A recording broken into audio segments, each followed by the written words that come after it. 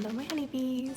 So I'm coming at you today from our Airbnb because we are still waiting for our house to be finished. And this is the first time you're seeing my face, so I'm a little nervous, but I really wanted to start a new series about, I think I'm going to call it the turning of the year, or turning of the wheel. And it's going to be a series that focuses on the different Sabbats and what you can do to celebrate them, any traditions you can start, and what I'm going to be doing. And I have 3 little ones, so a lot of these things can also include, you can do if you have little ones in your family, or with your family as well. But many of them too you can do just by yourself if you're still in the broom closet.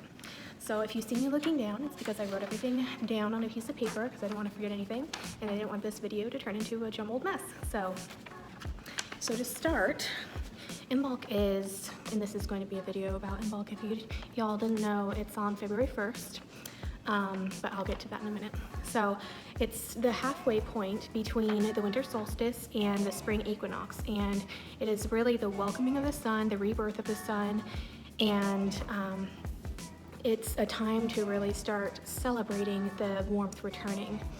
So, like I said before, February 1st is, you can either celebrate on February 1st or February 2nd, I've heard, and that is in the northern hemisphere. And if you're in the southern hemisphere, it is on August 1st. So, from what I can tell, or from the research I've done and the other witches that I've seen, they usually like to celebrate during the correct time because what it's all about is about nature and really kind of feeling out the seasons and celebrating the seasons as they're going through their cycle. So I know many witches will do this at different times of the year depending on where you live. So the main goddess that I have found that is celebrated during Imbolc is Brigid, or Brigid, and that's the second time I'm doing this. I've heard it pronounced both ways, and actually, funny enough, I've always pronounced it Brigid, and we actually named our middle daughter's middle name, and her middle name is Bree, and we named her after Brigid because just she embodies everything that is warm and sunny and happy, and to me, I have a strong connection to that. So, and also I was very excited because this month's, all my subscription boxes from this month were focused around that heat and warmth. So if you want to check those out, you can go check out my unboxing playlist down below, or I might link some right up here for you. So yeah, so like I said, Imbolc is very connected to red, the color red, fire, warmth, fertility, new growth, all of these things that are starting to become apparent that around you in nature during this time. So I'm sorry, I keep touching my hair. Like I said, I'm nervous. So the stones that I used around this time are carnelian, amethyst, sunstone. I actually just got in one of my boxes. Bloodstone I've still been using from one of my previous boxes, and I'm very connected to that, and it's a green stone. Let's see, malachite is one that you can use, which is another green stone. So some herbs that are connected to this time of year in Imbolc in general are bay, ginger, so it's a very warming herb, basil, and of course, I can't even really believe I was leaving this one out, cinnamon. So to me, and cinnamon is more of an intuitively chosen herb for me to use during this time, just because the color, the warmth it brings, everything about it just screams this time of year for me, and really honoring Brigid. I feel like that's her herb. But so on bay, a cool little ritual that you can do is you can actually write any kind of things that you want to release into the universe, release out of your life and cleanse your life up, or even if you want to do wishes that you are hoping will come true and that you're wanting to bring into your life, you can write a little word or a little phrase on a bay leaf, and then you burn it, and as it's burning, you imagine those things, those feelings, those energies being released into the universe. So, and just a little disclaimer or a little warning, if you are pregnant, don't burn bay, because apparently it can actually induce labor, which I found out the hard way.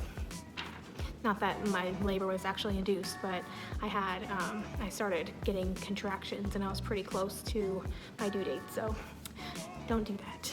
Okay, so altars.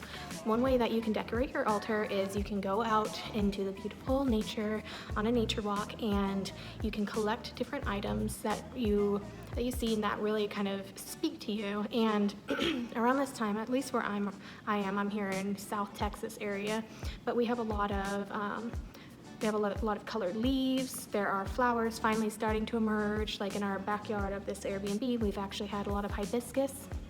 There's a huge hibiscus plant, and I've been kind of picking the flowers off as they expire and start to get a little sad looking.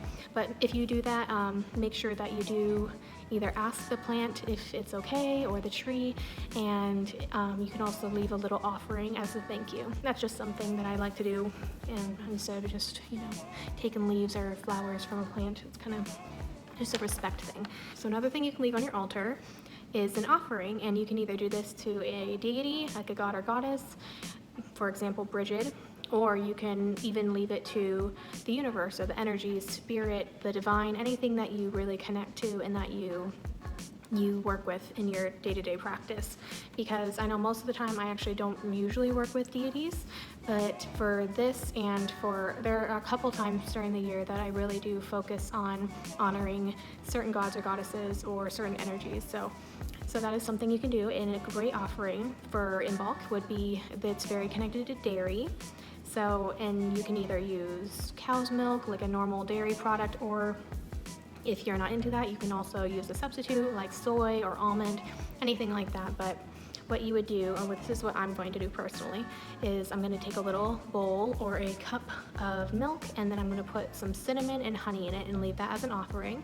And another great thing you can do around this time of year are cakes or beer, ales. You can do biscuits, anything like that, just as something, even fruits. I mean, this is the time of fertility and the time of, the earth starting to finally produce again and starting to wake up and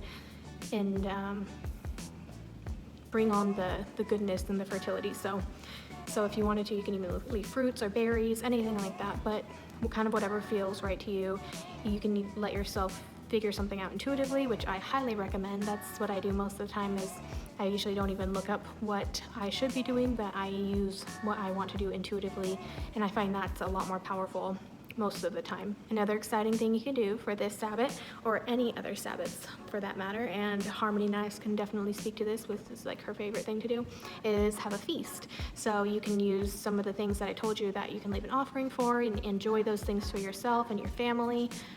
This is another great way. If you are in the closet, you can bake like a loaf of bread or buns or anything like that, and you can actually put sigils, like carve little sigils into the dough before you bake it, and I've done that before, and it actually turns out really cool, and it kind of imbue those goodies with your own energy and magic and intentions.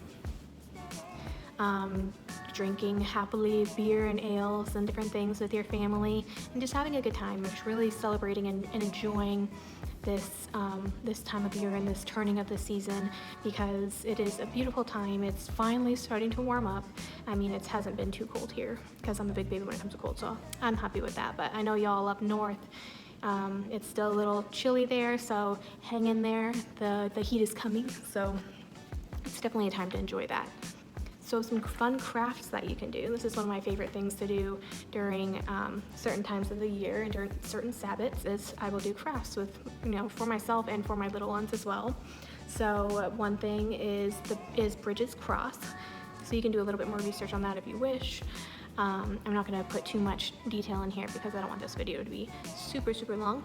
But another thing you can do is make a poppet or a little spell doll with hay and grasses, anything that you think you can weave or you can work around.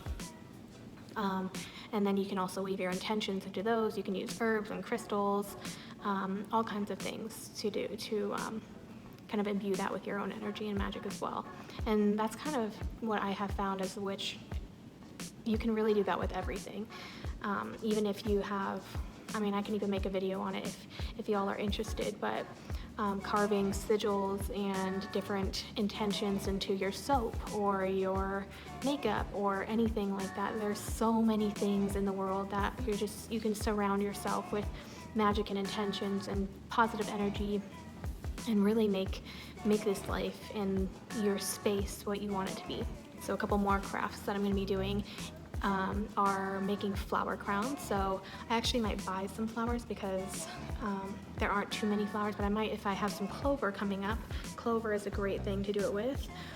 But making flower crowns, so where you take the stems and you actually weave the stems together, and then it creates this really pretty little crown. I'll try to find a picture of that as well for you. Seed bombs. There are many different recipes online to find where you can make seed bombs. And what a seed bomb is like a little ball of clay. I guess you can call it like a clay. I know bentonite clay is sometimes used, or even like some, also sand and dirt, obviously. But you take a bunch of seeds and make sure they're not seeds that are gonna be invasive, but you can take flower seeds or even vegetable seeds, and you put those in there, and then you can put the seed bomb. I like to leave them as an offering, sometimes at the base of a tree, or you can leave them in a field, different things. But like I said, make sure you don't put any seeds in there that can become invasive, because you don't want to be throwing invasive plants everywhere that are going to be detrimental to the environment. That would not be a good thing. Of course, another thing that you can do during this time of year is you can go out to your garden and plant seeds, or if it's too cold for that, you can start seeds inside. So I'm going to be doing that as well. Even though I'm not in my house, I really want to start some seeds in some little cups, and so they're nice and ready to go out as soon as it gets warmer and as soon as I'm back in my house, because I miss my garden, y'all. Like, it is my pride and joy and my life most of the time, especially during the summer and the growing season. I'm always out in the garden. That's the only thing that can get me up early in the morning before the sun is up, is if I have a chance of being in my garden. So unfortunately too, here in South Texas, you nearly get carried away by mosquitoes every time you go outside. So last but not least are rituals that you can do. So I'm going to provide a couple of inspiration ideas, but I really would love for you all to actually dig deep into yourself and intuitively think of things that you can relate to this time of year, or that speaks to you, because that's what makes spells and rituals so powerful, is when you fully believe in them, and when you're connected to those things that you're doing and the work that you're doing.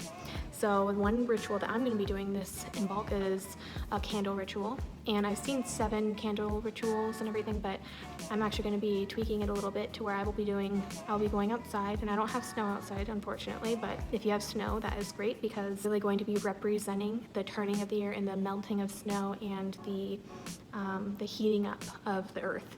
So what I'm going to be doing is going outside. I have 5 white candles that I will take and I will put in a circle, and then I have 1 red candle that I will be putting in the center, which will represent Bridget, and the 5 white candles represent me, my husband, and then my 3 little ones. So there's 1 for each of us, and then an offering in the center for Bridget, and I will be staying there and kind of meditating on my intentions, my goals for the year, different things, just in really honoring Bridget and this time of the earth, because like I said before, this is really symbolizing like the fertility, waking up, and the earth coming back to life, and that is definitely something to be celebrated. So I will be meditating on that and anything else that I feel so inclined to do.